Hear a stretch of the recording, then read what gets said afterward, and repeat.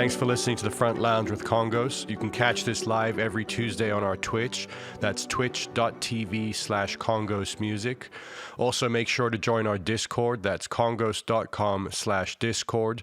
A lot of fun people there. It's a great community. If you'd like to support the podcast, join our Patreon. That's patreon.com/Congos. You'll get access to all the archives of streams that we've done on Twitch, plus merch discounts and more. With the one, the only, Beef Vegan. If you don't know who he is, you've not been watching us because we talk about him all the time. We've had him on a couple times. What's up, Beef? What's going on, guys? What's cracking, Beef? Extra raspy this morning. So, I had vegan thing is recent, right? You were vegetarian. You were beef vegetarian for up until a year ago. Danny Congos, I knew you were gonna like Barbara Walters me right off the bat, try to hit me with those gotcha questions. Not vegan. It's not a dietary lifestyle. It's just a description of my constant contradiction. That's what we all are, right? I consider we're all kind of contradictions in a way, and that's essentially what the name means to me. Yeah, or juxtapositions. Ooh, hold on, gotta Google that. Can you use it in a sentence? Teen Boba Fett on Twitch says here, tell your buddy Jeffrey Bezos that manually resubscribing every month is annoying AF. That's as fuck for all you kids out there. Right. It is, I agree with you, Team Boba Fett. It is really annoying. Like, a person should be able to decide how long they want to subscribe for or increase the amount.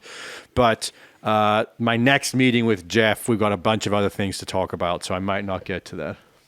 My guess is the real reason is that they are tired of dealing with complaints like, I subscribed and then it kept auto charging me and I want a refund, and so Amazon like refunds. And I don't think they care about that. You can subscribe to like 40 gallons of milk every month on Amazon if you want. Like, I don't think they're worried about accidental subscriptions. Yeah, but they will. That's probably related to the amount of complaints and refunds that they have to issue. Yeah, that's my guess. So what's up, Beef? For people that don't know, Beef is a longtime friend of ours, radio DJ and personality. He's now on KFMA in Tucson. Is that correct? Correct. And working on getting into other markets, which should be coming soon. Yeah, and who owns KFMA? Lotus Broadcasting. So they own about they're in about 13 markets along the West Coast: Seattle, Los Angeles, Vegas, Boise. Okay. And is the same format for all of them, or? No, I mean, they have clusters. They have some active rock stations like I'm on in other markets that I'm currently eyeballing and just kind of like stalking every single morning personality and be like, oh, they suck. I'm going to take their job. I'm on it. Do you have your, would you be able to do that from Tucson if you started kind of getting distribution, or was like you go to another station physically? It depends. Like, I have an idea of what I feel like would be the most successful route for expanding the show and not syndicating the show, but it's a creative idea, and I don't know if corporate would necessarily grasp it and be able to allow me to attempt it. So here's my theory on syndication, right? In a lot of markets, syndication doesn't work because there isn't like a local connection. A lot of people are like, I don't want to hear about this jack off, and he's in another city, and fuck that city, right? That's usually the case. And this town, Tucson, like syndicated shows just don't work, and they never worked. So that local connection has always been vital to any success in the morning show. So hyperlocalism is important, even if your show is in other markets. So what I want to do is absorb markets, and that means I want somebody on my team that's in each market that we're on. So if I'm in Las Vegas and Tucson at the same time, I want somebody in Las Vegas that I could talk to remotely on the air, incorporate, bring out their character and personality on the air, have them do different tasks that I need them to do from a producer role, and also have that local connection. So they're the guy on the street. They're the one that's going to be out at remotes mostly and interacting with listeners, and that is the local connection. They're the one that's going to be like, hey, on my way to work, I saw this, and then they're the ones that are going to be able to help me talk about stories that are happening and impacting people locally in each market that we're in. And then that's a way to kind of create like a big budget morning show without destroying an individual cluster's budget in each different market. I mean, it makes sense because like so many, it made sense back in the day when Howard Stern was nationally syndicated because it was a broad show that could appeal to everyone. But I get what you're saying now. You've got these alt rock DJs that were big in LA or whatever talking about LA shit constantly, and it doesn't make sense for a lot of markets. But it's easier just to put them on 50 stations, and it costs a lot less. So physical, like location, is still really important for radio. Because of the weather and traffic and stuff like that. Do you cover local that stuff stores? Can be piped in. Yeah, no, it's just a local connection. Talking about some things that people can relate to that are listening in the same market. And so the alt rock DJs you're referring to is like the Woody Show. The Woody Show is massive out of Los Angeles. They got a good team, and they've been syndicated all over the country. And one by one, those markets drop them because, it's working in L.A., but it's not working anywhere else because of that. And Howard Stern is the exception to the rule when you produce something that is overly exceptional and an A-list. And then, you're talking in studio to all these major celebrities and doing lesbian stunts. And that worked really well. Can I tell you what annoys me about Howard Stern now? And it's nothing political. It's nothing controversial. It's the way he holds his microphone when he talks. Have you seen lately? I guess he's probably always done it. He's got like a Neumann, like a nice mic, and he holds it from the side like this and grabs the whole microphone and holds it. And that just annoys me. But So that's why I think he should be canceled. That kind of that's Howard Stern sound. Yeah, it sounds Bad good. mic technique. It's probably got something to do with the way it sounds in his ears, and he just loves the sound of his own voice in that particular, feedback. I tend to hold my mic too, though, but I got a different style. I usually go like this, like. And we have our clip for the week. We're about to go viral. Yeah, either that or Amazon's AI is gonna think it's something else and just pull us off right now. Feel free to Photoshop. It wouldn't be the first time someone photoshopped a dick in my mouth. So. Is that you're going with the Photoshop line now? Yeah, it's Photoshop, Danny. Shut up. So we were talking off air, and we won't get into the details, but it's been an ongoing theme with Beef and us is like that people in this world have not ever respected his talent, and we don't he's not a whiner. You don't whine and complain about including us. Yeah, the difficulties you've had trying to break into this market, but it's an ongoing conversation because you keep banging your head against the wall, coming up against the same kind of similar opposition of just like these outdated people trying to push certain playlists on you, and we don't need to get into details in terms of like what we were talking about off the air, but that's an ongoing theme, and we're just waiting for the moment when everyone finally just goes, this should have been national or like big for a long time, Can I? Oh yeah, go ahead, respond to that, and then I have a thought. Well, it is a constant struggle and battle, and the most frustrating thing is that everything that I've been able to get away with, or once I finally beat them into submission and get to do something, I'm producing the results that they want, and I'm like, the hardest part of everything is like, why did you make this so difficult? And when, especially I'm on your team, I'm just trying to make you successful and you money by making me and everyone around me successful. It's insanity. Yeah, it's we're going through a media shift, and everybody's trying to figure out how to, what is the structure that works, because all these people have their fingers in the pie, need to make money, and it's not happening for most pieces of that puzzle, So it changes so quickly. Like I was just off air, we were talking about a brand new streaming service that's coming out called Kick, and it's like Twitch pretty much, but they've got giant funding, and they're going and essentially buying big streamers to try and get them to come over. And it's like cutthroat, It's like the Wild West or the pirate days of, commerce now on the internet. Who is funding it though? Because like that is serious money because Amazon, when they did, or it wasn't Amazon, it was whoever started some alternative. They pay. Microsoft. Microsoft had something, and they got Ninja over for $100 million. And then Ninja, what Ninja? Ninja the gamer. He's like he's massive, one of the biggest Twitch streamers. They pay, and so then they went under. So he didn't even have to fulfill his contract, and he went back to Twitch and started making his $10 million a month or whatever he is. You know. We've seen the kind of miniature scale of that when there was that battle going on between AEG and Live Nation in California, and Live Nation paid us way more than we were worth in the market to go play the Riverside gig as opposed to San Diego or whatever it was, just because they wanted to put a fuck you to the other venue. Wow. Yeah, and they could do that, and that's the problem, and that's the reason why they're in Congress right now. I don't know who. Nothing's I'll have to look up who's funding it. I think it's some like tech people. You know, they are on the sort of Web3 side of things because they paid this one big streamer. I think his name's Aiden Ross or something, like $150 million for a 2-year deal, basically, to come over. Jesus. I mean, Beef, before the show, Beef was asking me if I've been going out in Austin. And I said, yeah, not really. I mean, and every place I go is kind of a dive. But I went to kind of like a college area type bar to play pool the other week. And the conversations were all...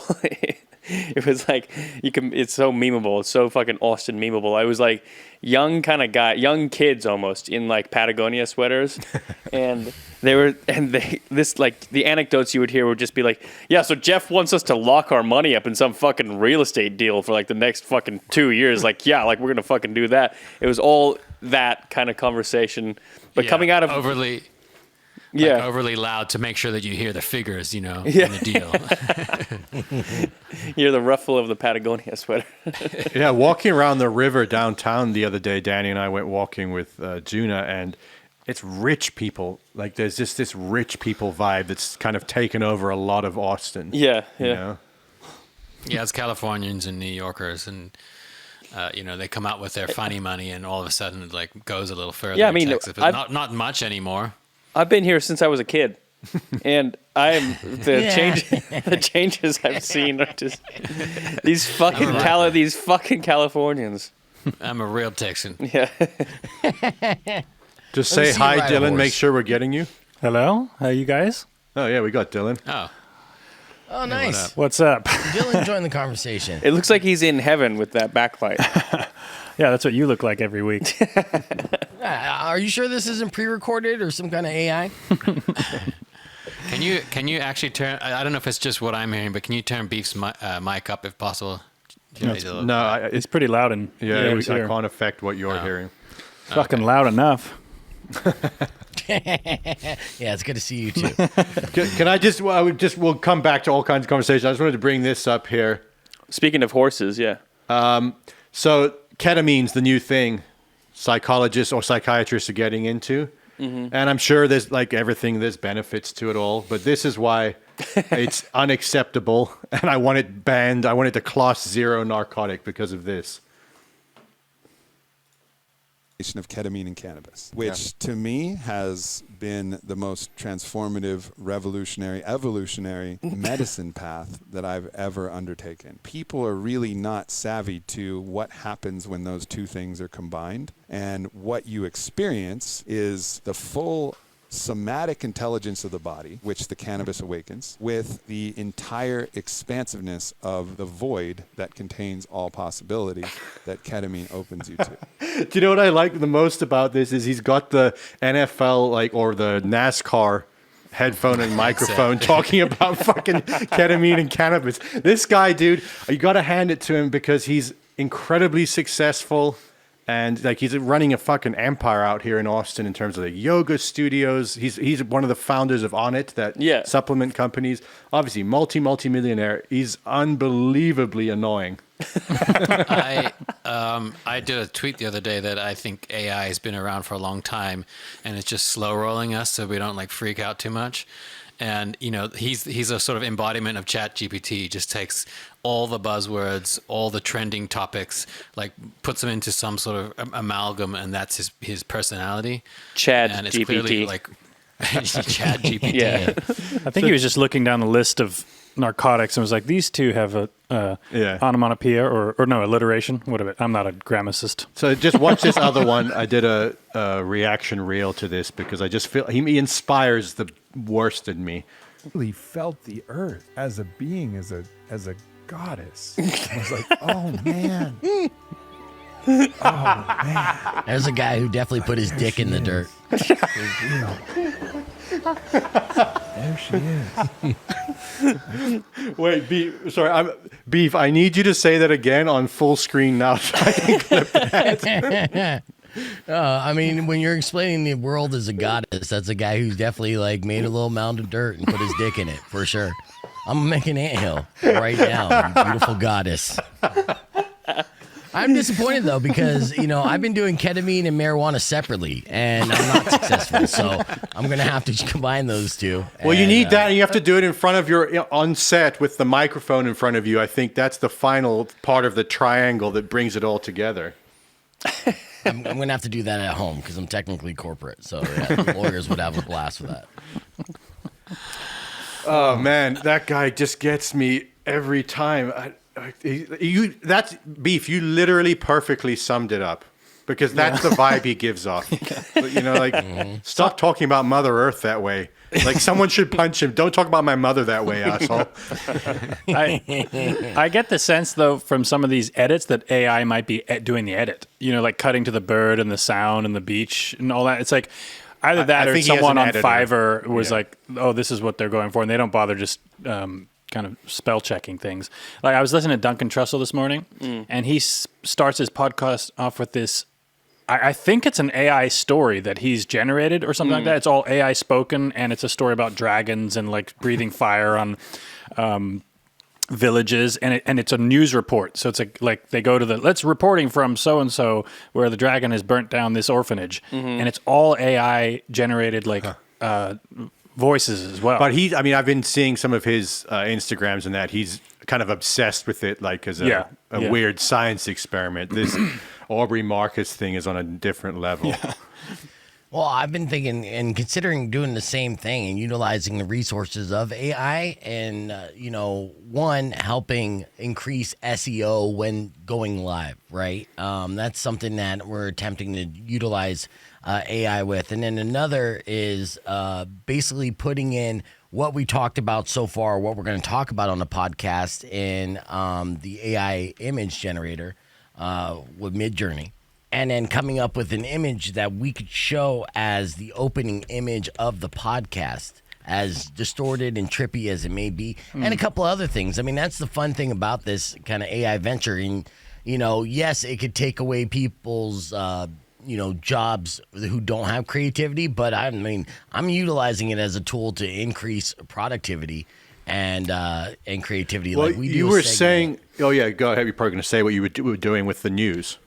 No, this is a different segment. And so we do a segment called 5-Star Reviews where we're doing you do a review like of a place, like say a McDonald's or something, and you're talking about how great everything is, but kind of like halfway through you kind of go on a tangent and then you just take a road where like, you talk about your daydreaming or a bad experience with your ex-wife that was brought on by the smell of French fries, and then you kind of bring it back and land at home with 5 stars, right? So these are like Yelp reviews, but to kind of get those flowing, because that's a lot of work. I get the base print of the positive part of the review from AI, and I just started doing this like 2 weeks ago, and then I fill in the blanks with my insanity, and it's been working out really well. And the other thing that Johnny was referring to was we're having AI wrap the news. So doing morning radio, part of the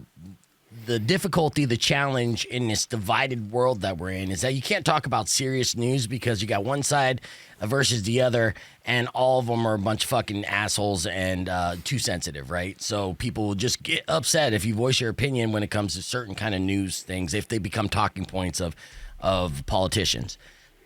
So how do you address that? How do you still convey what's going on in the world with the top stories without becoming so divisive and try to placate and appease both sides? Well, we take the most serious headlines, whether it's Chinese space balloons or, the war in Ukraine or any of that serious downer stuff, and we're having a Chat GPT make rap lyrics for us. And then we're rapping AI lyrics over beats and, poorly. And sometimes, sometimes I find the flow. You know me, I got style. And that's essentially a new segment that we're doing, and it's 100% AI based, and it makes it really easy but fun too. Yeah. And then I feel like that's what the world leaders are doing with real life, is they're just putting in simulation things and then starting wars or sending alien balloons out. Like, that's what the AI told us to do. Well, Dylan, on your point, Dylan and I were talking about the other day. Basically, it's coming no matter what, this AI takeover. So, how do we fit into it? And you can either have the attitude that like, oh, life's over, robots are going to kill everybody, or you can have the attitude that, everybody can have like Pro Tools, anybody can go and buy Adobe Photoshop, but the creators, the people who are actually creative, are the ones who are able to turn it into something. So you have to try and have that attitude, like, okay, AI is a tool. How can we use it with some sort of human, a little tiny bit of human in there somewhere, to one of the actual creativity. One of the points that Duncan Trussell was making was that he's like, not to get all woke and talk about privilege and everything. He's like, but this is exactly an example of privilege. Is that like for the last 100 years, all type of mechanization has been taken over by, or like jobs that have been taken over by mechanization. And now finally artists and poets and musicians and everyone is going to start to feel the pressure that like an AI or a machine is going to start taking over their jobs. And he's like, we're just sitting here fucking whining about like our art or our music is going to be taken over. Musicians are finally blacksmiths, and it sucks. I tried to get ChatGPT to make a rap about Aubrey Marcus combining ketamine and marijuana, and it said, "I'm sorry I cannot fulfill this request as it promotes the use of drugs, which goes against my programming to encourage safe and healthy behavior. It's important to prioritize our well-being, make responsible choices." Fuck AI, dude. GPT, because there's several versions. I'm an idiot, and I ended up buying a $40 annual subscription to Cairo, which is Apple's version of ChatGPT, which is like far inferior. Like it just sucks compared to ChatGPT, which is free. But I guess, there's the Bing one now that's been getting a lot of controversy because it's saying some pretty fucked up shit, and they're now reassessing and retraining it. And this was something that it's a Microsoft-based AI that they just have launched, and people were getting some crazy responses from it that they're now kind of addressing and retraining. And this is something Lex Friedman was talking about, just from the technical standpoint, is that these bots are what you feed into them, so right. So it's not like it's not that intelligent that it's actually creating anything yet. I got something for you. Listen up, y'all. I got a story to tell about Aubrey Marcus. You know him well. He likes to mix drinks, experiment a bit. One day he combined Sprite and Pepsi. That's it. Sprite and Pepsi. What a crazy blend. Aubrey's always pushing boundaries, never following trends. He's got a creative mind, always trying new things. Living life to the fullest, spreading his wings. See what I'm saying? And it cranks it out pretty fast. And then you could do it in the style of. So we did Beastie Boys, in the style of Beastie Boys, talking about Prince Harry and Meghan Markle and the rift between Harry and Prince William. And it kind of starts the same way, like this Fresh Prince of Bel-Air shit. Listen up. Let me tell you a tale about the royal family. Their drama's on sale. Prince Harry and Meghan, they made a move, but it didn't sit well with the rest of the crew. Brothers Harry and William used to be tight, but now they're at odds. It's a painful sight. The rift between them is hard to ignore. So let's break it down and explore some more. And it goes into hook and everything else. It's a full song. I mean, does it feel like all these basically ancient stories, these archetypal stories, that just play out every few generations? This is Cain and Abel, all over again, and it's like these things have happened before. It seems like they just do play out over and over again. Mm-hmm. Yeah, history repeats stuff. Yeah, go ahead. I had another thought, but now I've forgotten it. So please fill the space. Go to AI and have it finish your thought. Okay. Yeah, it was ChatGPT. Have we talked about the OpenAI, the company, and the founders of ChatGPT, a guy called Sam Altman, who was one of the co-founders of Y Combinator, like an accelerator in Silicon Valley. They're responsible for like pumping out the founders of Uber and Airbnb and like these giant companies. He had a project called WorldCoin, which is basically a universal basic income cryptocurrency. But to qualify for it, you have to scan your retina on these things called orbs that they were going to place all around the world in like airports and everything. So basically, you go to an airport, you can go up, walk to it, scan your retina. That automatically sort of puts your identity into the stream of income that you can get in this cryptocurrency. And he launched it, or whoever, like he was behind it, and the guy launched it, and it got like basically trashed so hard that I don't know if it's gone away, but it definitely like taking a little breather before they come back. But now you start combining that with ChatGPT, you know, it's like they are putting the pieces together that we're all going to be, you know, in our loungers fed by their robots and plugging our brains into the matrix. Right. Oh, we're going to run out of burrito mix. Yeah, holy shit. I saw an interview with Mike Judge, who made the movie Idiocracy, and he talking about like what he got right and what he got wrong. I think he said the one thing he got wrong was people aren't on devices in Idiocracy. Like he didn't kind of foresee that, like everyone being stuck to the device. Other than that, though, he just nailed everything about how this future is beginning to play out. Here's a completely different story. So I do this other podcast occasionally called On the Guest List, and we just interviewed Max Weinberg's son. I forget his name. He's the drummer for Slipknot. And so super successful drummer, really cool guy. He also sits in for his dad with Bruce Springsteen, like this young dude. It's like crazy successful drummer. And anyway, we were talking, and Danny reminded me that way back in 2014, 15, I don't know who it was, but Slipknot tweeted that something along the lines of, if I have to hear this fucking conga song one more time, I'm going to lose it. So I told him that because I think he had just joined the band at that point. And like, that's now my claim to fame is that I wrote, like, my most metal thing was writing a song that pissed off Slipknot. Well, that means that the members of Slipknot were listening to like soft alt radio. Well, yeah, I asked him about that. I said, "What's like something surprising you could tell me about? Like, what do you guys warm up on? Because like it can't always." Like, he says, "Like we're fun dudes. Like we have fun." And he says they'll like blast out some '80s tracks when they're in like doing sound check and that sort of thing. Because you know, like Slipknot, you just picture the masks and like. Rah! You can't be metal all the time. It's not possible.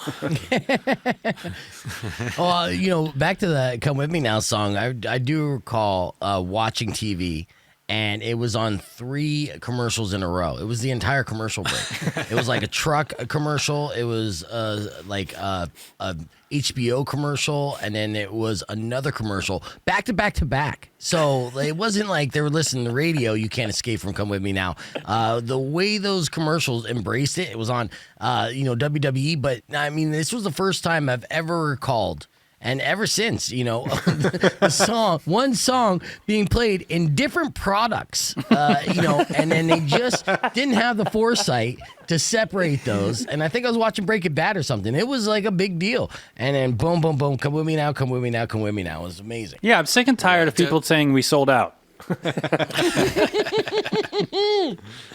One was a Vagisil commercial, and I was like, that makes sense. It's good branding. Yeah. Yeah. So, you know, there was one comment, something like, you know, fucking this song is always on at my work. I'm so over it. And our response was, yeah, it's always on at our work too. It's fucking lame.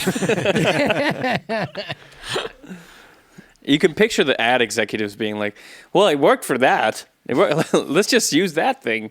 Do that one again. Yeah. And if anybody wants to do that again, you know, feel free. I forgot about this. We should do this every now and then on the podcast. I save all these funny comments, and this one kind of sums it up. It says, this is on the I Want to Know video. "This band is so good, I'm starting to think it's a CIA thing." Nice. Yeah. Yes. Start that controversy. I think the reason "Come With Me Now" got so many commercial uses is because they thought it was satanistic. So let's go down this. Let's try to fucking. We were part of MK Ultra. In the meantime, Beef, we always do this to you when you come on, but tell us some shit that's going on in the news. Well, I mean, the AI is a big takeaway from the news. The people have been freaking out about that. But, there's a story that came across just this weekend. We lost like a legendary comedian in Richard Belzer. Belzer, he was most known in the last like 25 years as being on like Law and Order SVU. But the guy was a gangster. He was a G. He kind of lived his life and unapologetically, if you didn't like him, he would tell you to fuck off in so many words. He would actually just say fuck off. In fact, so he passed away at the age of 78, and his close friend said his very last words were this: "Fuck you, motherfucker."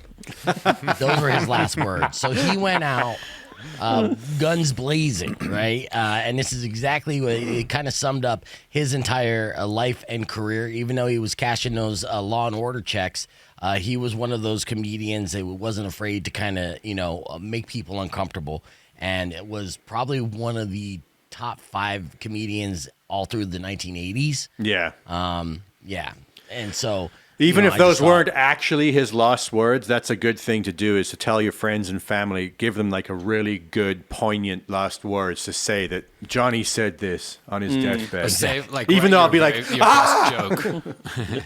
Write your best joke and just save it for your obituary or something like that. Yeah, I want to see that on his tombstone too, though. Just famous last words. The "fuck you, motherfucker," I think summed it up perfectly. And there's people very close to him that broke down in tears, being like, "That's so Richard." I mean, his name is Dick, so why don't go out like a dick as well? Dick Belzer. So check this out. This is a New Yorker article. It says, "Is artificial light poisoning the planet?" Yes. Thank you. Next story. This is certain of these things we don't need to research anymore. Don't need to figure it out. I mean, it's poisoning us. I don't know if it's poisoning the planet, but this incandescent light ban that's happening everywhere. I mean, could we compromise somewhere? Like, I'll give up this or that, so I can have incandescent light, because they're banning them. The halogen. In Europe, you can't use incandescent light bulbs. Oh, fucking Europeans. Halogen and like fluorescent and all that. I get a fucking headache. You go into one of these retail stores where it's all fluorescent, and then the aromas that they pump out, and the cleaning chemicals and the music. It's like, maybe I'm just sensitive, but I come out feeling like I've been toxified.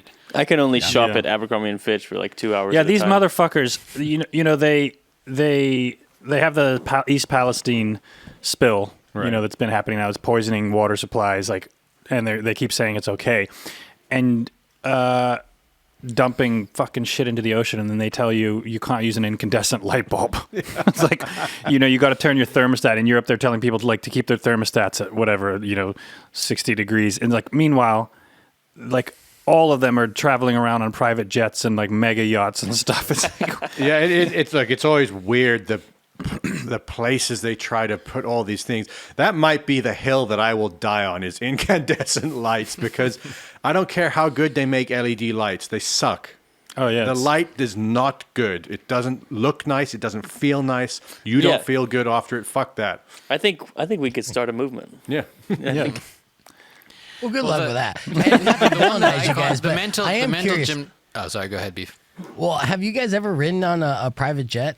I mean, you've had the tour bus and everything, but I don't know if you guys... We'd love to. No, never flown private. Dude, been if in we could first go to class the- once or twice on an upgrade. We considered it once. There was a gig that we had in Mexico City, I think, or no, Monterey, and it was the same weekend as not South by Southwest, ACL, and basically. And one in Riverside that we had to. There were no flights. We were going to maybe miss one of the gigs.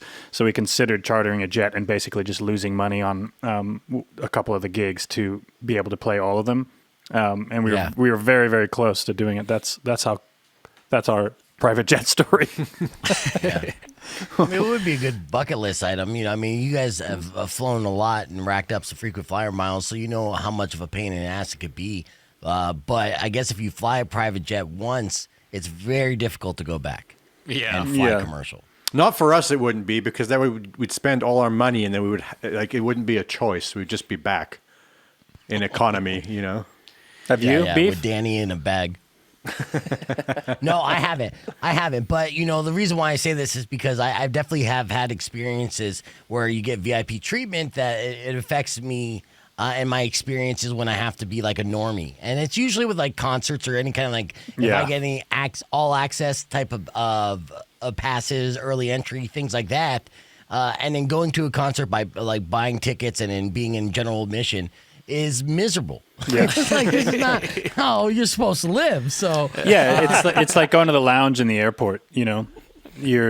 If you don't have access to the lounge, you start to throw a hissy fit. You're just like, well, I gotta sit in. I mean, I cannot fit. There's no cheese cubes over here. Where are the cheese cubes? Where's the lukewarm oatmeal?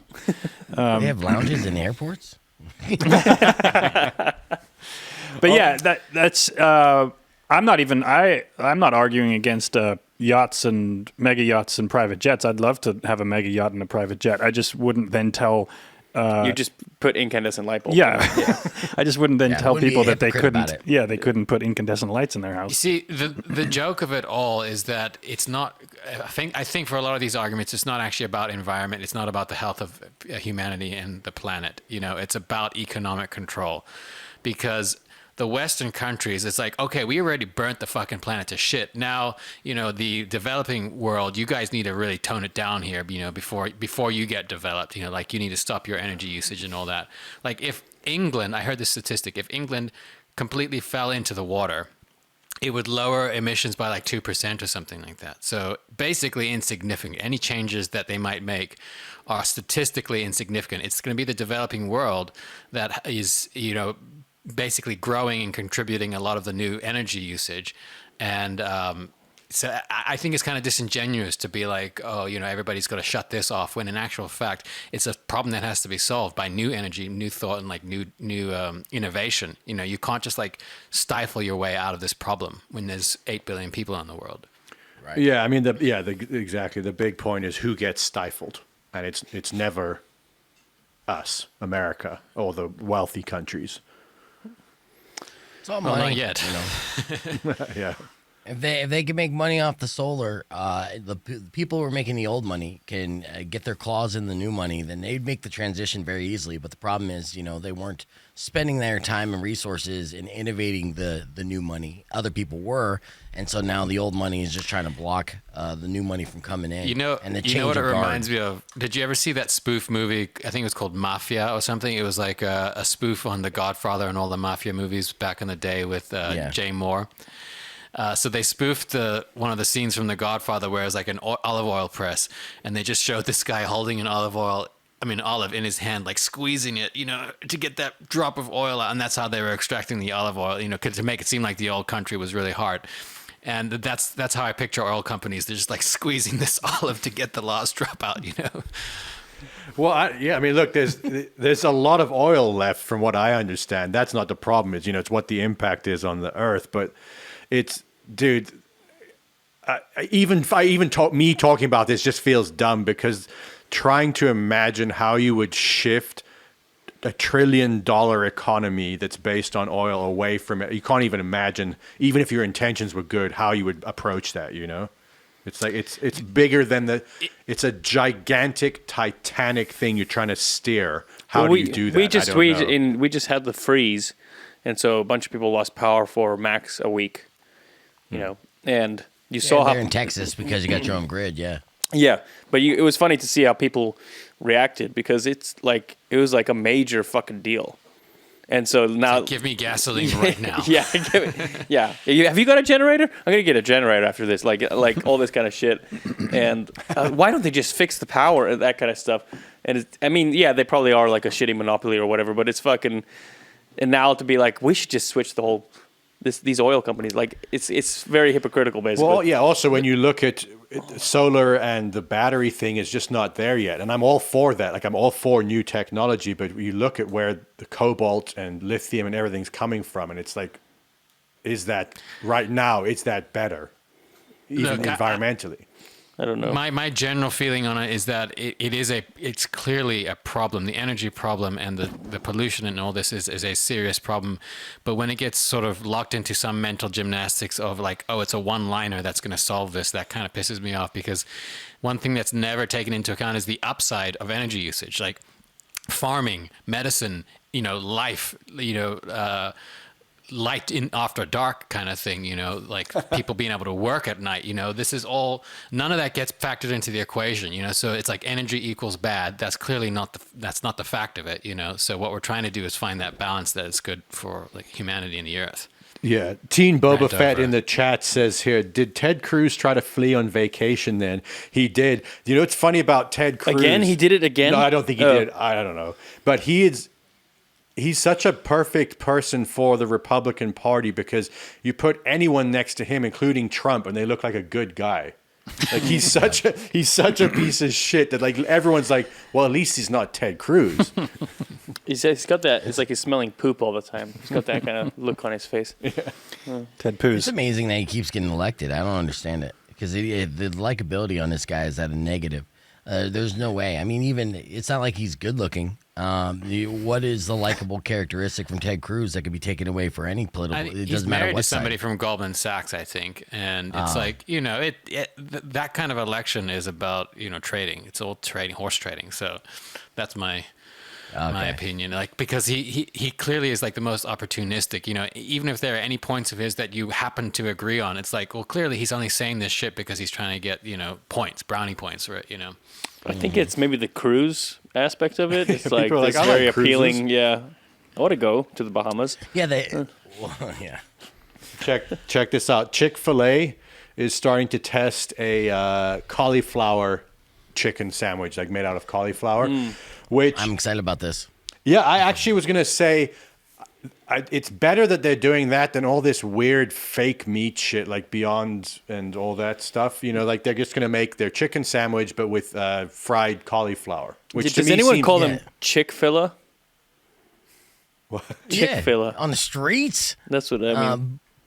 What was interesting on that headline that you pulled up from Daily Mail is that they try to make it like Chick-fil-A's going woke, and I think that's a misrepresentation. Completely trying to see what you're saying, trigger people. Yeah, I'm like, it goes woke? Really? I mean, cauliflower's been delicious, so let's not try to make it political, and you can do a lot of shit with it. Like, are my cauliflower boneless buffalo wings, are those woke buffalo wings? I'm still drowning them in, jalapeno sauce. I saw the light with cauliflower when I started eating Indian dishes that have cauliflower. Like there's one called gobi Manchurian. It's an Indo-Chinese dish. It's basically kind of like a mix between Indian and Chinese flavors. So it's Indian flavors, but with soy sauce and ginger, and they kind of batter the cauliflower and flour and fry it. And if you get a good version of it, it's like the best dish on the planet. Right. And you could put it on a sandwich, so you could do everything. I mean, it absorbs so much flavor. It just kind of like the perfect vegetable in a way. And they're only it's a hysterical seeing markets. Beef vegan pushing woke agenda of cauliflower. No, this is what I would do when I go to Chick-fil-A once they unroll this out, because it's tested in 3 states right now, and they're going to do a national rollout because it will happen. It's low cost, and I think should be easy enough for them to do. I'm going to go to Chick-fil-A when they have this, and I'm going to customize my sandwich and do a chicken patty and a cauliflower patty and double that shit. Put some cheese and bacon in between and booski. That's going to be my sandwich. It's going to be fantastic. I'll call that the chicken vegan. Call it the beef vegan. Get a royalty on that, you'll be set. It's going to be so good, though. I know they're going to do it well. And, if you ever try to do like cauliflower steaks or any of that, if you do it right and batter it into tempura, then you could do anything with it. Yeah. I've never been to a Chick-fil-A because I don't eat chicken, but the obsession people have with that is insane. And also, I thought it was really funny, like, people are so obsessed with it that when they had the whole issue with them being basically homophobic, you'd be in West LA, which is one of the most like diverse, like in terms of sexuality places on earth. And they were in line at Chick-fil-A, like, fuck that. We don't care. This shit is good. So I'm actually excited to finally try a cauliflower Chick-fil-A. I know you guys were always like vegetarian or vegan kind of growing up, and you've converted to eating like quality meats, but you still haven't eaten chicken. Has any one of you brothers eat chicken at all? I'm Danny the only probably does. I'm the only one who eats meat, but I make a killer Ina Garten anniversary roast chicken. It's good, right? Yeah. See, Danny looks happiest out of all of you.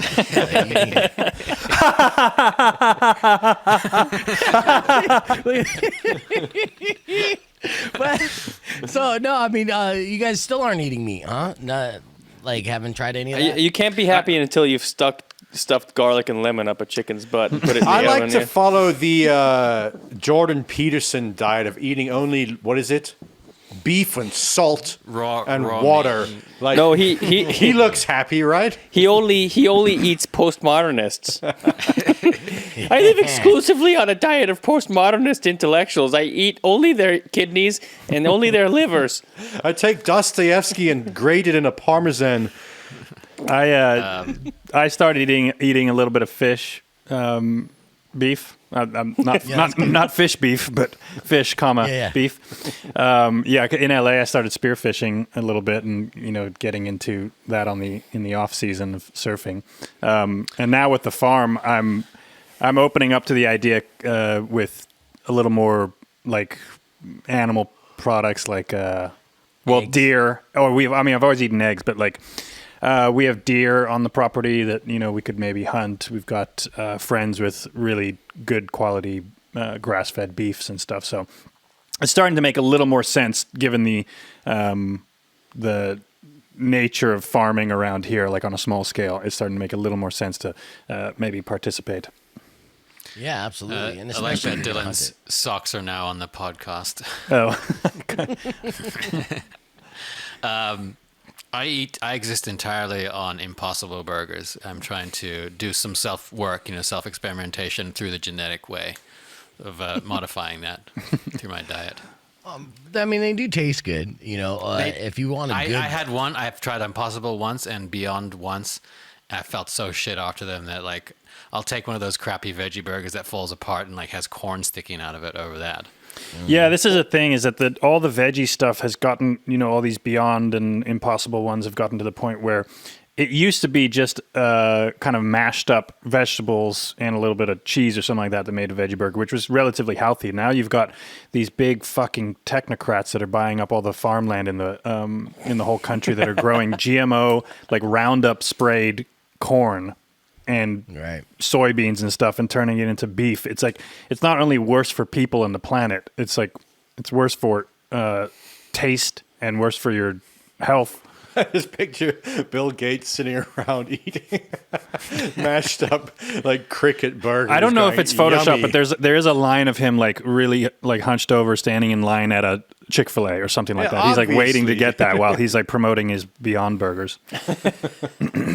It's got to be photoshopped. I don't think Bill Gates has stepped foot inside. I don't know. Let's get a fact check on that. I think like I mean, we don't have to do it right now, but actually I don't care. If he doesn't do it, he got his training from Warren Buffett, dude. He's a down to earth guy. Still owns the same house in Omaha and drives a truck, dude. It's real. What else? Anyone else got any cool stories from the world of news that's been going on? Because I tapped out this week. I don't have much else on that front. Well, as you know, I'm always talking to you guys about Twitter, because Twitter, if you follow the right people and you make an alt account and it's not attached to your name in any way, you can actually enjoy the platform. But I think Twitter Spaces are getting really big. I think it's going to be a thing, and I think I think it'd be fun to kind of fart around with it. Beef, do you ever go on that?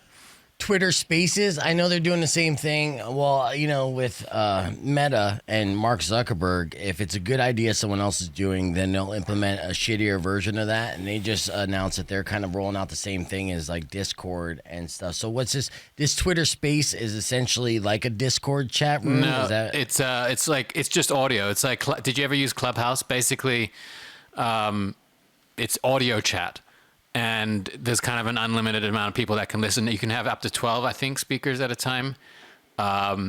and you can bring up the audience from the stage. So you get these giant, some of these rooms get really big. Like the biggest one I think was 100,000 people, and up to 12 speakers, and they it can be anything. It's a kind of weird combination between some sort of group audio chat and a podcast, Right. But it's the sort of the live aspect of it, and the fact that when you join it, your little like purple thing goes around your avatar, and you can share it. So you could very quickly go from like 10 people, and if a big account shares it, all of a sudden it's got like kind of geometric growth built into it. Okay. And I know the only people who use it now are like finance people or news or journalists and stuff like that. And then, there's some sort of niche rooms, but there's no real music other than like music NFT people who use this thing. So I don't know. I think it's worth. I've heard some really good ones where basically the vibe is you can just kind of feel this sense of niche communities growing. And then I've heard some terrible ones where like you're pulling your hair out kind of thing. But like anything, I think this idea of going to a place, have an audio chat with your sort of community or your things that you align with, and just being able to kind of casually check in. You don't have to worry about being on camera. You can do it on your phone. You don't have to like get your mic set up and everything. I think it's worth like examining, and we might try one for fun, and so you should get on there because you have the gift of the gab. Yeah, I'll definitely look into that, and I think that's good for people in my industry as well, to be able to connect with their listeners and have them all talk at the same time, and maybe even be able to turn this into like a game. There's always different angles, but I like it. I think the potential for us is that I wouldn't be surprised if Twitter does music licensing. They come to some agreement with the rights holders to where you can play music on this. Because if it gets to that, and you can kind of have a user generated radio show. And actually play the music, and then the creators will get paid, the musicians will get paid, and then even you'll get some share of revenue by hosting this radio show. Like I could really see that working, and that Amazon's trying to do it as well with something called AMP, but that's kind of it's still launching. It's not really got a user base yet. They're all fighting for it. Did you guys see that Meta, Facebook now is going to be charging for verified whatever? I mean, this was kind of inevitable. It's annoying that it's coming about in this way, and where it's actually going to move is it's not going to be Meta or Twitter charging for verification. It's going to be like the U.S. government. You're going to have to get your blue check mark to prove that you're a human being to exist on the internet, and you're not going to be allowed to exist anonymously. And like it's all moving that direction. In the meantime, it feels like a weird move that they are having to get to this point to monetize. I don't think it's monetization. I think Elon Musk they've talked about the reason for it. It's like it doesn't generate that much income, which is so funny to see people get so upset about it. The bigger reason I think is to try to control bots, because these bot farms, if you've got 30,000 accounts and you're forced now to pay, which a lot of them are quote verified, and you're forcing them to pay $8 or $12 a month, they just won't be able to afford that. And so you'll only have really rich bot farms. Yeah, it'll be Saudi like Arabia will still have bot farms. Yeah, it'll be basically nation states might be able to do it, but their idea is to try to cut down on bot farms, because I don't think it's going to generate that much compared to like advertising. No, but I think ad revenue is down for a lot of these companies. I mean, I know they're all chasing TikTok ad money, because TikTok, like people are just like, it cannibalized the rest of them for a moment there. I actually believe that the answer to this kind of growth is user sharing in revenue. Or some sort of user ownership, that is like a proven technique to grow the pie, as opposed to everybody fighting over these scraps. And I think there's Ethereum, there's something called sign in with Ethereum, basically, where, you can sign into websites with Facebook or Google or whatever. There's eventually going to be an on-chain solution for signing in, and some sort of, sovereignty over your identity. That's going to be a counterforce to like your centralized government ID credit score kind of thing, and I think that has a lot of potential, because then the monetization of it and transactions will be able to be built in, and on chain, which is like a major thing. So I think if you could grow it in that way, there's nothing better than giving people a little bit of what they generate. If you're generating income by having a following or having a community on social media, you should be entitled to some of that income. And if you were, like, it would grow it, actually grow it, as opposed to like chopping it up differently. I saw someone talking about this in a very broad sense, and the real debate comes down to the actual model of the internet. And he was talking about the fact that it is moved almost entirely to an attention-based model, where they're trying to get attention to sell ad revenue, and that a subscription model, while it's got its downsides, obviously, that it keeps certain people that can't afford to pay for subscriptions out, and that's something that it would need to overcome. It allows then content to not be driven by one singular force of capturing ad attention. And you can see, I mean, it's self-evident right now that everything is being driven by serving these ad algorithms or attention algorithms. Right. So that there is an argument to be made for, if you had a news service where everyone had to pay a subscription and you were in, and you didn't have to then chase after money in the same way, whereas based on this attention model, you'd see a completely different internet that might have certain benefits to it, Yeah. Well, with this Twitter thing, it would have been better serving, I think, the public perception if, Elon Musk or the company made the statement that this move to pay for the verification was solely to try to weed out the bots. Meta's doing it.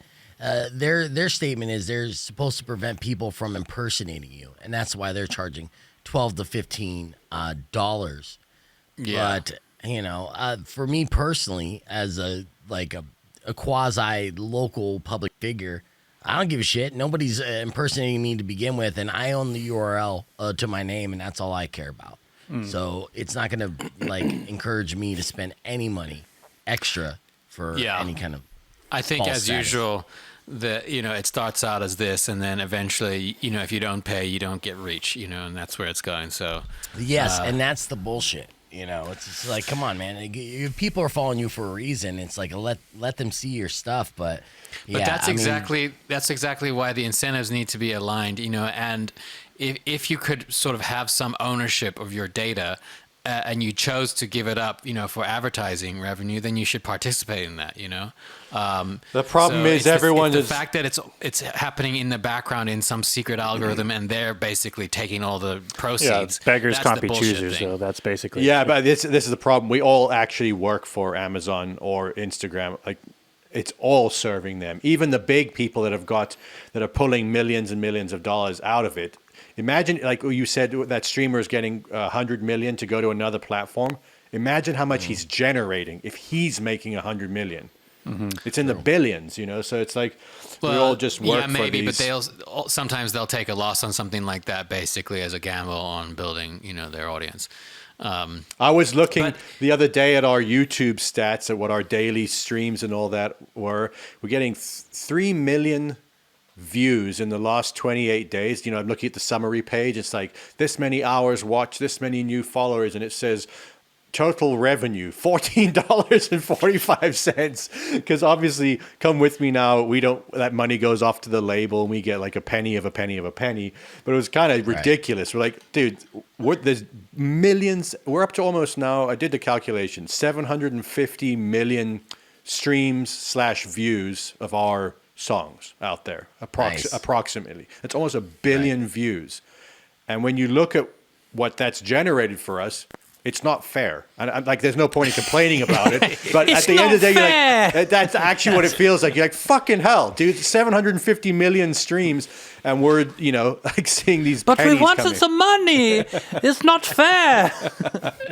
You get, not that this will compensate the lack of payout, but if you get 1 billion streams, are you going to get one of those YouTube awards that they give for 1 billion Yeah, streams? but you can't eat a fucking plaque, Beef. No, because you'll get plaque on your teeth. You. I don't know. That's something to look into, because I love plaques, as you know, and I would like more. Plaques are bad for your teeth. Yes, I know, but it gets chicks. I think we must be on Coming With You Now. We must be at least like triple or maybe quadruple platinum by now. Definitely. So the label has all those plaques, unfortunately. You got to get that. You know, one thing I want to point out, just in my observations of the stream, is the amount of musical instruments behind each one of you. It's very eclectic and impressive. First, Jesse's, he has the electric guitar, the acoustic guitar, the bass guitar, and a ukulele, right? I like that. Dude. All right. I put the ukulele there because that part of the bed seemed kind of empty, and I was like, I need my background needs a little work. You guys are like seriously living in a Sam Ash store. And Johnny, you have the banjo, the electric guitar, and I'm assuming it was that electric bass as well. I can't see it right now. It's a banjo, a mandolin, a guitar, a bass, amps, piano. Yeah, I mean, look, it's a studio, Beef. I know, no, it's great. And you guys know how to play every one of those instruments, which is even more impressive. I think people need to recognize that. Go behind Danny, because then you got the wall of accordions here. Which, I mean, the fact that you have not, had to, feature with Weird Al right now is still heartbreaking. But that would be cool if anyone out there has a line. Let's do something with it. I've got the baby monitor too. I was thinking about putting this in the other room and miking it up, and then do it singing vocals, see what it sounds like through the baby monitor. Now, your dad taught you guys at an early age, and now that you have 3 daughters there, Jesse, what have you started training any of your daughters on how to play piano or any of the techniques that your dad used? Yeah. Actually, Eve, my oldest, we were watching videos of her when she was like 3 years old, which was now 3 years ago, and noticed that she was way better at piano than our current 3-year-old Isla is. and Rachel goes, so now you see why Johnny is the piano player, because I'm the second born. It's like my dad just must have like run out of, you can't when you have more than one.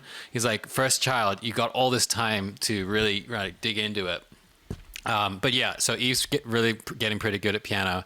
Isla, we're starting. They both have natural voices. They obviously didn't get that from me. Like I have to try so hard just to even eke out a note in tune, and they just naturally pick up on stuff. So, and then the baby, we'll see. Yeah, we'll see. I know. It's like 6 months. It's like give it another couple months. As soon as she starts crawling, she's going to be crawling her ass towards the piano. Johnny, same thing. Have you been training your daughter? Yeah, a little bit, man. It's funny. She prefers guitar. Like it's hard getting her to go to the piano. Get her to sit with the guitar for much longer, which I don't really. I mean, she's going to learn piano. Like there's no debate about that, just because it's so valuable. But be interesting to see if she has a natural inclination musically towards something, Well, they kind of inherit it in their DNA to a certain extent. I like how you say training. Theory. Yeah, training. Well, it is training in a way. Yeah, Same question to you, Danny. Are you still pulling out?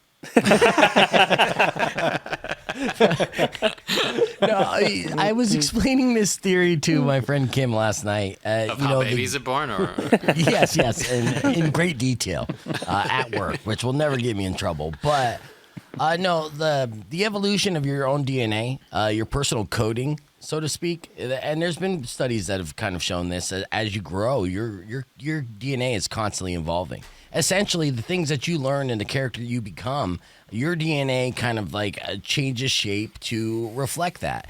And then at a certain point when you procreate, then based off the DNA that you have when you procreate, there are certain traits that are kind of inherited through your next generation. And that's essentially like kind of the key to evolution. And so like as you have learned all of these aspects and become a master of your craft musically, even though you are training your daughters and offsprings from scratch, they kind of have like a genetic advantage into learning this stuff because it's almost like coded in them. And it probably helped in you guys developing as musicians yourself from your father's, expertise at the time he started banging out Congo boys. I think that's, I can't really comment on the exact science of it, but I do have the same sense is that the things you do in your life do have an impact on your DNA and, what you pass on. Because there was a time where people thought like, oh, you're born with your genetics and there's nothing you can do. It's going to be the same for the rest of your life, And I don't think that's generally accepted anymore, that your actions in life do have an impact and on the next generation too. And Yeah, that's why my daughter's fucked. Because when I had a kid, man, I was a peak fuck up and ignoramus. So the things I learned after that fact, will be passed on to my next seed, whoever they may be. I've met her though. She dodged that. Don't you worry. But also, I think that's you weren't that thing only. You know what I mean? No. Like maybe you were going through a particular period in your life where you call yourself a fuck up and an ignoramus, but there was something else in you. Like if it was just like the external manifestation of you that procreated, the world would be a lot more fucked than it is right now, because most people are fuck ups and ignoramus is the time they start having kids. So there's something else deeper that goes on, and also they come a lot cleaner and purer than that, I think. The babies. Yeah, they come out that way. Yeah. Not Danny. he's impure with his coming. First of all, Beef. I mean, I'm not saying you're wrong, but I'm just amazed that you know so much. I'm starting to look for cameras and shit. I'll tell you. Yeah, I know. I read between the lines, on your Instagram and assume a lot. What do you mean, like the fucking the television lines on the CCTV? Yeah. I see your Instagram post, and then I know what's behind the camera. Are you talking about my cozy facts? Mm-hmm. Oh yeah, you've been doing good on your video game, your reels and stuff too. I like your social. In fact, if anyone hasn't been seeing those, let's pull one up here. Who is this inspired by? Is it Aubrey Marcus? I have no idea. You pull up the one. Why don't you pull up the ones where he's in bed? Look at it. Half of them are in bed, and the girl just left, and he's like, "I'm going to make a reel." This is exactly what's happening. Hello, and welcome to episode 2 of Cozy Facts with Danny. Once again, I have my nipples covered like in the movies. The stock market because they're closed today because it's Sunday. But on Friday, the Dow Jones Industrial Average moved down 0.38%, and that was after a long week of other movement. So tomorrow it's going to start moving again for the rest of the week until it closes on Saturday and stops moving. So for the bulls and bears out there, tomorrow's the day to start looking. Hello and welcome. It's a funny angle. You should keep it up. Like the problem always is the consistency to where you could break through with that. But it's funny, man. Yeah, I mean, it's easy to do because it's basically the laziest possible content production I could come up with. I mean, do you know who does that? Go ahead. Until I figure out what my social media personality is, I'm just posting food stuff, and I find that much more satisfying. Have you seen this? Every day. Do weather reports? Yeah. The party's over. You're come on. simply Nice. not going to create any timeline. Well, he's on to something there. Everyone loves weather. Good morning. It's December 16th. He does this every day and has been for years. And if you can believe it, it's a Friday once again. Here in LA, a cloudy morning. Quite a breeze blowing right now. 50 degrees Fahrenheit. He's done Cozy Facts already. Yeah. So he does. I mean, he's been doing that, I believe, for years. Just reading the weather every day. That's funny. Yeah. Nice. Hey, let me ask you this: what bands do you listen to right now that you think need to go to the next level? I have 2 bands to give you an example of. Well, why don't you go? Because I don't think any of us can name any. Well, I mean, Mother, man, we've never talked about that. The TikTok thing that blew up. Mm-hmm. Yeah. So you were super. I mean, and it was from the album that you were pushing, the 2008 album, right? Yeah.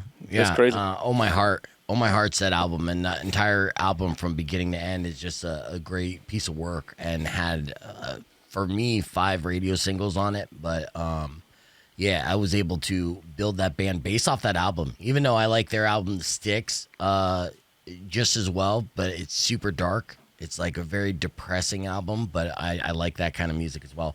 And talking to Ryan after they blew up, it was great. They were just kind of in this lull, right? They kind of felt like they were going to keep going. They were still sustaining as far as it was their job. But they had their heart broken many times over by America, because for outside of Phoenix and a few other small exceptions, they didn't see an American audience connect with them, and radio would try to play them, but get behind the wrong singles and then drop them, and they wouldn't get this momentum. So like Ryan, as a songwriter who's feeling like he's making great art, is banging his head against the wall, being like, why isn't this working here when it's working here, here, and here, right? And so before pandemic, they were planning on basically, just kind of slowing down a little bit, still working. Ryan was going to produce some artists. There's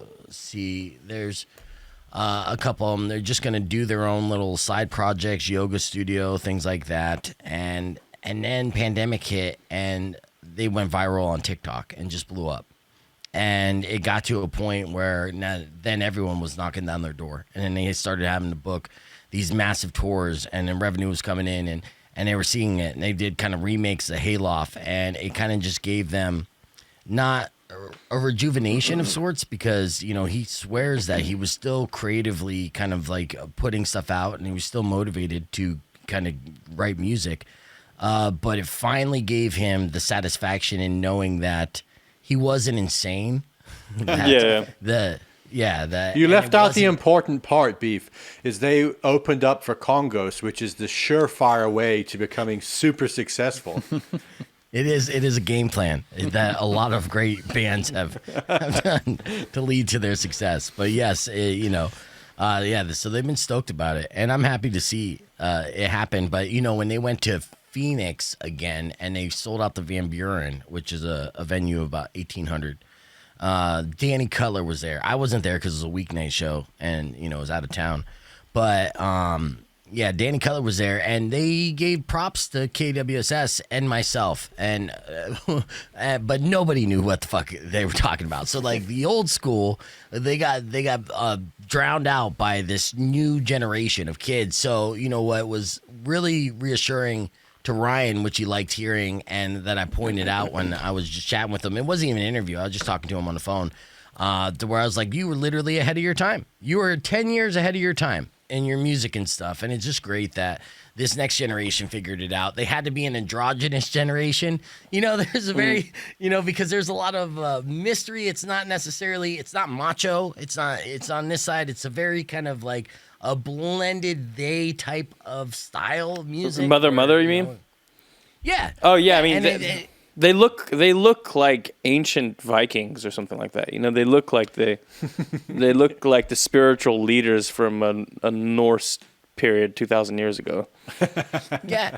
And in very kind of like even Ryan, like he doesn't come off as like overly machismo, like a dude. It's very androgynous, right? The whole sound is androgynous, and we have an androgynous generation that really it is. I think it's both. You know what I mean? Like it's both. They're both masculine and feminine because they're all in good shape and stuff like that.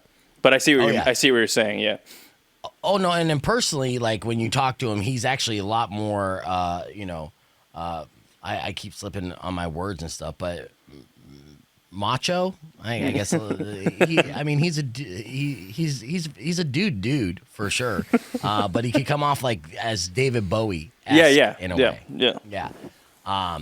But it's great to see them do that, and then you just never know. So that's the same thing. Like you guys have been putting out records, even with Come With Me Now, and I use these examples all the time. But it took years for Come With Me Now to kind of get over that hump, and then you guys are still cranking out great product, and you just don't know. In this day and age, in a digital day and age, when and what generation is going to be like, oh, check out what I got. This is the new shit. And you're like, oh, yeah, that new shit I put out in 2018, and I was begging you to listen to it. And now everyone's listening to it, right? So it's cool to see that. That's what we tell ourselves, to keep from falling off the wagon. And it's like, it could happen again, guys. Well, if you need me to remind you, okay, you four are four of the most talented musicians that I've ever come across. And I know that you guys will continue to crank out great stuff. Whether or not people will be smart enough to embrace it immediately, time will tell, but we're gonna outdo Mother. We're gonna be 60 years ahead of our time. So no one while we're alive will like what we do. What else you got here in terms of music? What other investments investment strategies can you advise us on?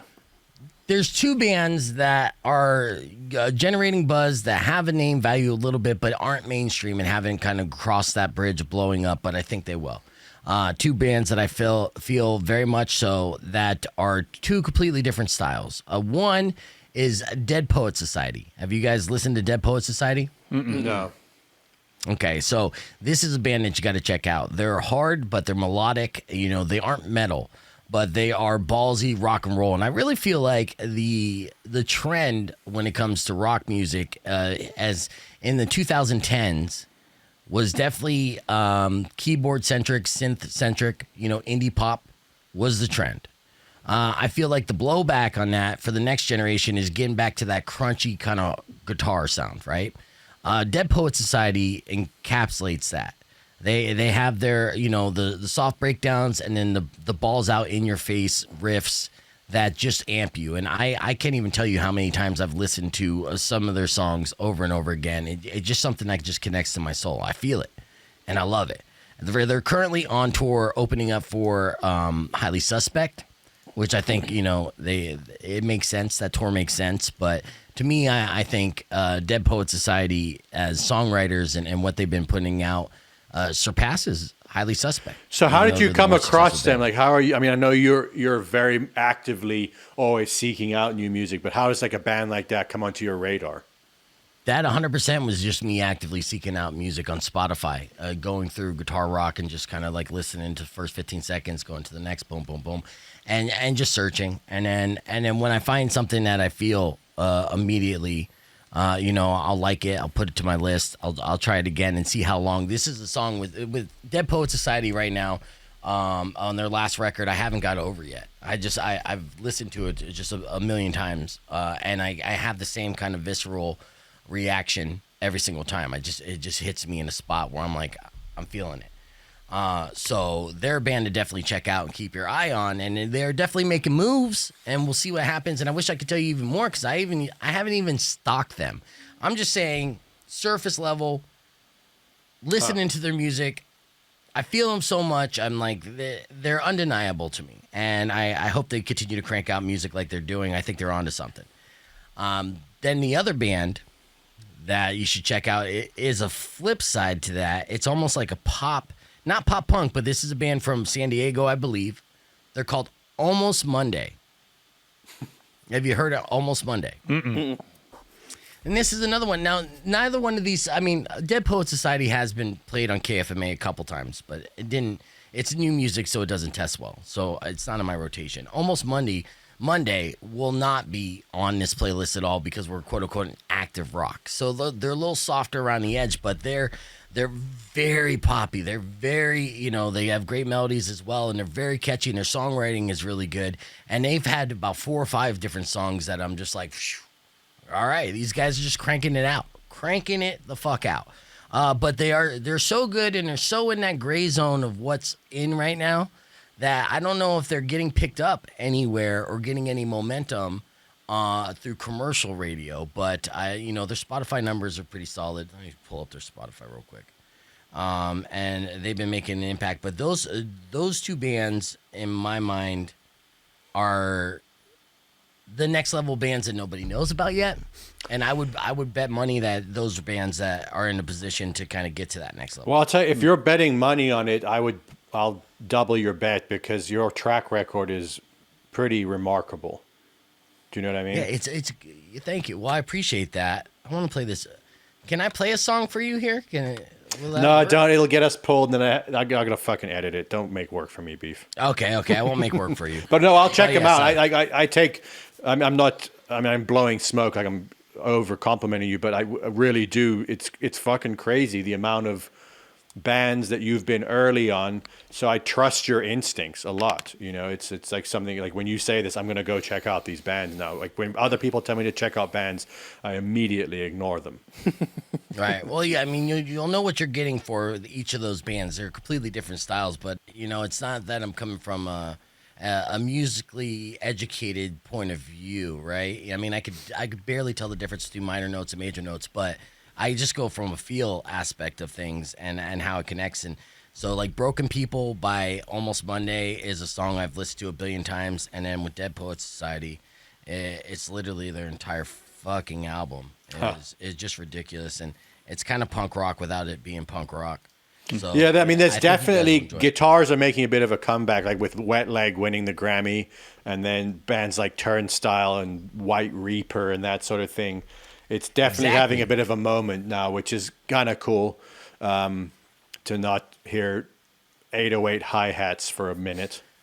And that's a trend. So, like the way the trends work is whatever the previous generation was into, there was going to be like a blowback. All right. And so that's what we're seeing right now. We went through the whole indie pop thing and we have had a lot of it. And we've had the Billie Eilishes and stuff like that. Now people are picking up guitars again, which is good news for, me and broadcasters like me with that. And yeah, let's get a full blown guitar revival back in. So keep the slide going, but just add some crunch to it. Danny, put some crunch on it. There you go. And then cash those checks. That's the trend right now. Well, I'll tell you what. Let's wrap it up with Beef predicting the future. And we're going to come on your show sometime soon. We just want to we got about 3 or 4 songs now that are actually about to be uploaded for the next few months, releases. We've got a crazy cover that we just finished, and then 1 or 2 originals that'll be coming out. So once we've got that in place, have 1 or 2 of us or everyone on your show to chat about that, and then just catch up with you over on your podcast broadcast, as you say. Yes, I love it. Thanks for the brand too. Are you telling people what your cover is yet, or no? You can do we've played it on the stream. I think it's a cover of Surfing USA by the Beach Boys, but it sounds nice. It's crazy. Jesse started working on it and took it in a completely different direction, and it's hard to describe. Like it's kind of, again, not easily to genreify, but it sounds really cool and interesting and different. Genre bending. Yeah, I love it. We'll send it to you so you can listen. Okay, yeah, I'm excited about that. Was it inspired by Dylan's lifestyle, turning into a surfer when he was California, bro? Honestly, the inspiration was, we were making those records with Max from Eve 6 Chevy Mustang project. And Danny took some photos because his whole bit was that he was this German guy or like some sort of European generic accent, but he claimed that he was from California, and everything was like, California's the best, and I'm born and raised in Los Angeles, Fresno, California. But so Danny took some pictures of photoshopped him with a surfboard. It was terrible, super cheesy. And I was like, oh, we should do Surfing USA with Chevy, and it could be like a Euro trash techno record, Yeah. And I did a demo, and everybody was like, oh man, this is too good. Don't give it to Chevy. We got to do it. He's got enough stuff. Let's keep that for ourselves. I don't want to give it away too much, but it's a completely new twist emotionally on Surfing USA, which is what's interesting about it for me, like the vibe of it. So very excited for people to hear that. We'll send that and some of the new stuff over to you off the air just to have a listen to. Dig it. Yeah, Beastie Boys' Good Vibrations was just scientifically proven to be the happiest song of all time. It makes... I didn't even know that. I need to go check that out. I didn't know they had a cover. Yeah. No, that's Good Vibrations by the Beastie Boys. I'm picking up good vibrations. Oh, you mean? Wait, you're saying Beastie Boys? You mean Beach Boys? Oh no, I'm sorry. I meant the Beach Boys.